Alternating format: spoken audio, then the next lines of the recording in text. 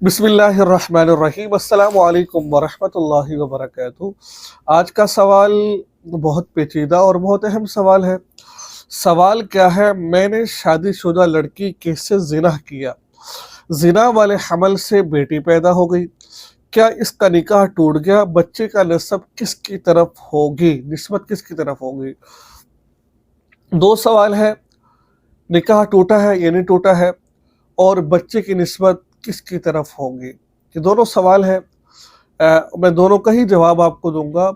आपसे दरख्वास्त करता हूँ कि आप वीडियो को आखिर तक देखा करें, मसाइल को समझा करें।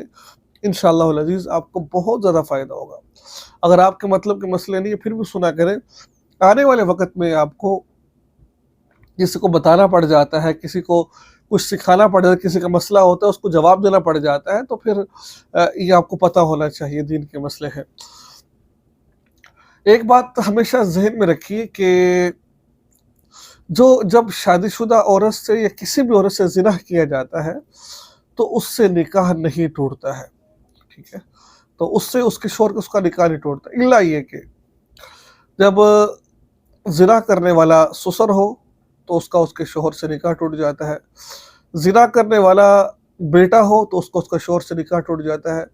ज़िना करने वाला दामाद हो तो उसका निकाह टूट जाता है। चंद सूरतें हैं जिसको हुर्मत मुसाहरत कहते हैं, इससे निकाह टूटता है। इसके अलावा और चीज़ों से निकाह नहीं टूटता है। लेकिन कोई मसला हो तो अपने उलमाए कराम, मुफ्ती कराम से पूछा करें, वो आपको फिर उसी के मुताबिक उसका हल आपको बताएंगे। तो अब रहा मसला ये कि अब जो बच्चा है उसका नस्ब किसकी तरफ शामिल होगा, निस्बत किसकी तरफ होगी उसकी। तो मेरे पास इसी के मौजू पर एक तहरीरी फतवा मौजूद है, तो मैं वो आपको पढ़कर सुना देता हूँ और समझा देता हूँ असल बात है क्या है। अच्छा, किसी ने सवाल पूछा था कि अगर ज़िना से बच्चा पैदा हो जाए तो क्या बच्चे का ज़ानी के माल से हिस्सा होगा।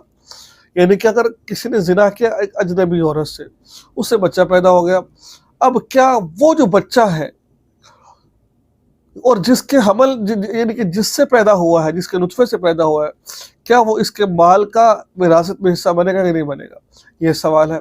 और उसके बाद आपको नस्ब किसके, वो आपको बताऊंगा मैं आखिर में। पहले ये सुन लीजिए कि जो ज़िना से बच्चा पैदा होता है, मैं खुलासा बताता हूँ आपको। जो ज़िना से बच्चा पैदा होता है उससे उसकी तरफ निस्बत नहीं होती है, उसको तरके में, उसको विरासत में कुछ भी नहीं मिलेगा, क्योंकि विरासत के लिए बाप बेटे का रिश्ता होना ज़रूरी है। ये बाप बेटे का रिश्ता नहीं है, ये और मियाँ बीवी का रिश्ता नहीं है, ये वाला ये ज़ानी है, इस वजह से इसको इसकी विरासत में कोई हिस्सा नहीं मिलेगा, ठीक है।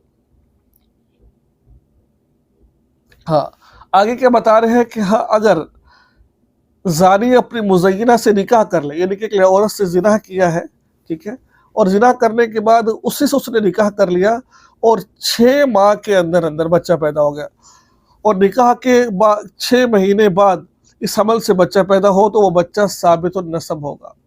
यानी कि एक लड़के ने ज़िना किया और ज़िना करने के बाद 6 महीने बाद बच्चा पैदा हो गया, अब इस बच्चे का नसब इस बाप के साथ होगा, ठीक है।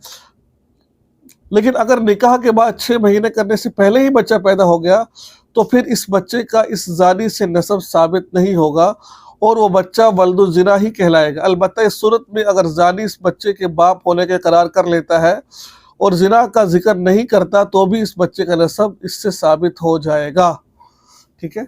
अब जैसे इस शादीशुदा औरत ने ज़िना किया, इसका निकाह तो नहीं टूटा।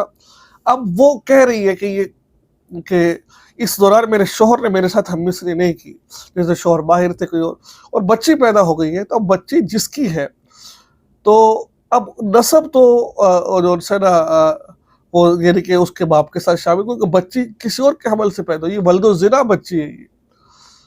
तो लिहाजा इन चीज़ों से बचा करें, इन गुनाहों से बचा करें। अल्लाह तबारक व तआला से दुआ, अल्लाह ताला हम सबको हिदायत अता फरमाए। कोई मसला हो तो दारुल इफ्ता जाकर राब्ता करें, अपने उलमाए कराम से पूछा करें।